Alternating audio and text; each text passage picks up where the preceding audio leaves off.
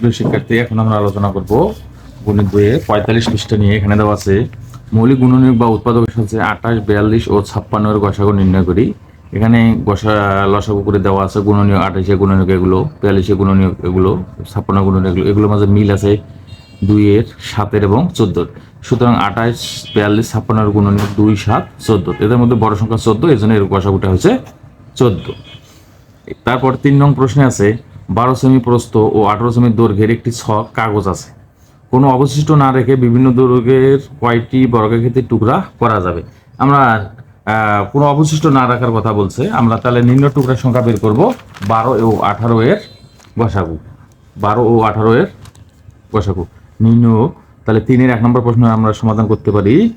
নির্ণেয় টুকরার সংখ্যা হবে, নির্ণেয় টুকরার সংখ্যা হবে 12 ও 18 এর গসাগু। তাহলে আমরা 12 এবং 18 এর গসাগু নির্ণয় করব। 12 এর গুণনীয়ক নির্ণয় করি। 12 সমান আমরা 12 সমান আমরা লিখতে পারি কত, 1 গুণন কত, 1 গুণন 12, সরি 2 গুণন 6 একবারে লিখবো। তারপর লিখবো 2 গুণন 6কে আবার ভাঙাবো 2 গুণন 3, অর্থাৎ 12 গুণনীয়ক বের হলো 2, 2 এবং 3। এটাও করতে পারি। আবার আমরা 12 এর গুণনীয়ক বের করবো। 12 সমান 1 গুণন 12, তবে এটার সাথে নিজের সমাধানটি সহজ হবে। 1 গুণন 12, 2 গুণন 6, 3 গুণন 4। তাহলে 12 এর গুণনীয়ক, 12 এর গুণনীয়ক 1, 2, 3, 4, 6, 12। এবার 18 সমান 18 গুণনীয়ক বের করবো আমরা।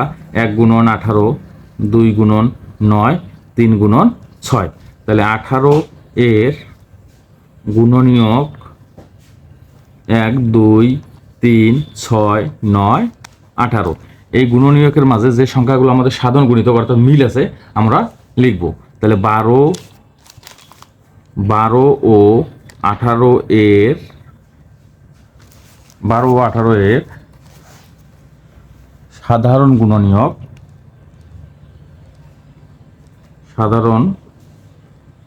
গুণনীয়ক মিল আছে আমাদের 1, 1, 2, 2, 3, 3, 1, 2, 3 এবং 6 এর মাঝে মিল আছে। তাহলে 4টি মিল আছে। তাহলে ছক কাগজে, সুতরাং ছক কাগজে 1 সেমি, 2 সেমি,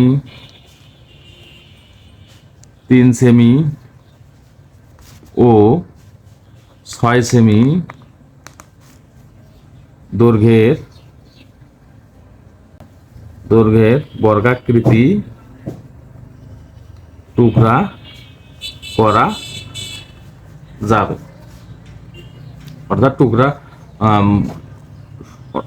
সুতরাং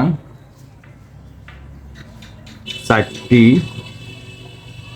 বর্গাকৃতি টুকরা করা যাবে। এভাবে আমরা সমস্যাটি সমাধান করতে পারি। আশা করি তোমরা বুঝতে পারছো।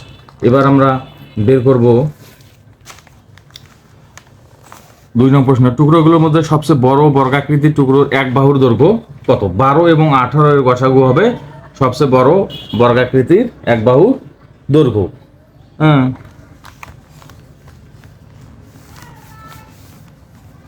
তাহলে 2 নম্বর প্রশ্ন দিতে পারি আমরা। 12 ও 18 এর গসাগু হবে সবচেয়ে বড় বর্গাকৃতি টুকরার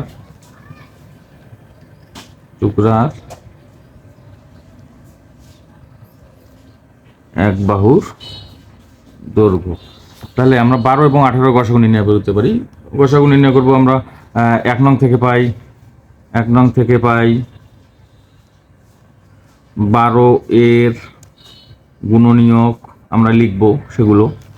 12 গুণ 1 নং থেকে পাইছি 1, 2, 3, 4, 6, 12, আমরা সেটা লিখব। 1, 2, 3, 4, 6, 12। তারপর লিখব 18 এর গুণনীয়ক, 18 এর গুণনীয়ক 1 2 3 6 9 18, এটা লিখবো। 18 এর গুণনীয়ক 1 2 3 6 9 18, এটা আমরা 1 নং প্রশ্নের সমাধান থেকে পাইছি। তাহলে এই দুইটার মাঝে আমরা সাধারণ গুণনীয়কটা নির্ণয় করব। 12 ও 18 এর সাধারণ গুণনীয়ক, সুতরাং 12 ও 18 এর সাধারণ গুণনীয়ক 1 2 3 6। তাহলে নির্ণয় গসাগু সমান হলো 6, কেননা সাধারণ গুণনীয়কের মাঝে যেটা সংখ্যাটি সবচেয়ে বড় সেটা আমাদের হবে গসাগু। তাহলে নির্ণয় গসাগু 6। তাহলে বর্গাকৃতির টুকরার 1 বাহু দৈর্ঘ্য, সুতরাং বর্গাকৃতির টুকরার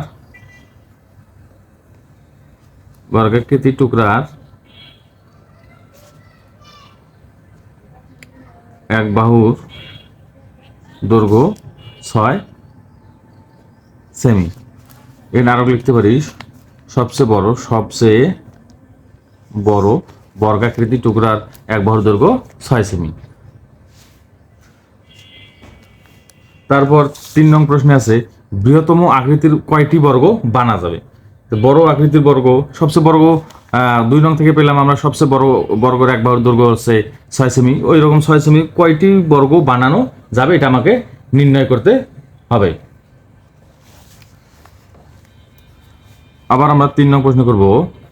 2 নং থেকে পাই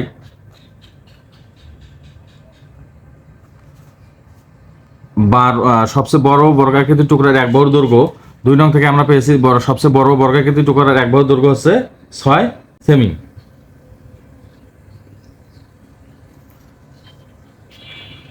সবচেয়ে বড় বর্গাকৃতি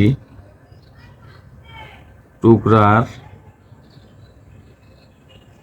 1 বাহুর দৈর্ঘ্য 6 সেমি।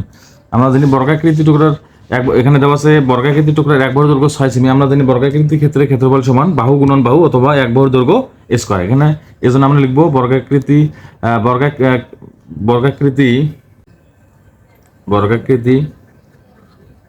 টুকরার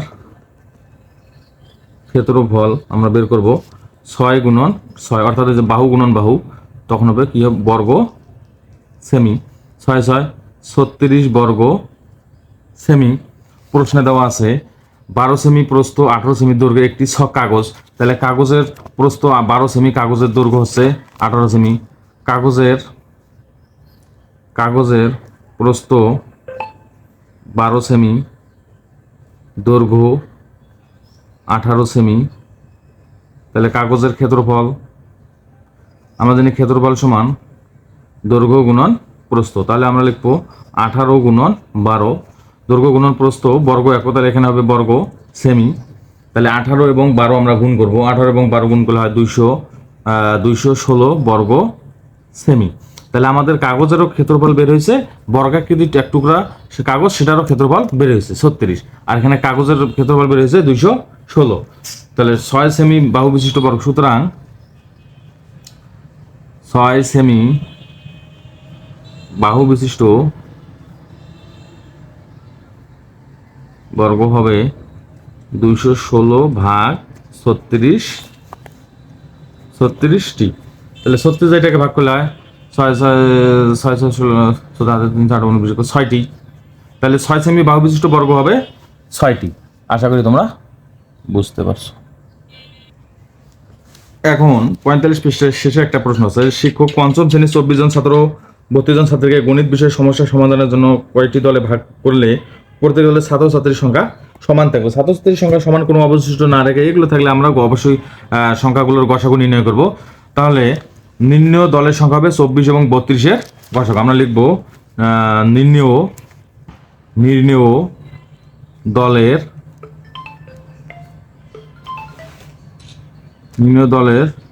সংখ্যা হবে 24 ও 32 এর গসাগু।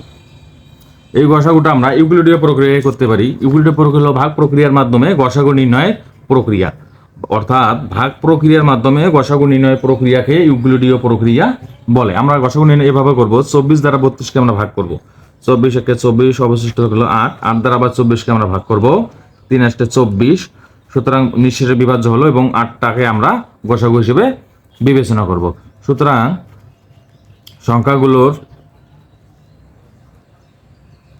সংখ্যাগুলোর গসাগু সমান 8, তাহলে দলের সংখ্যা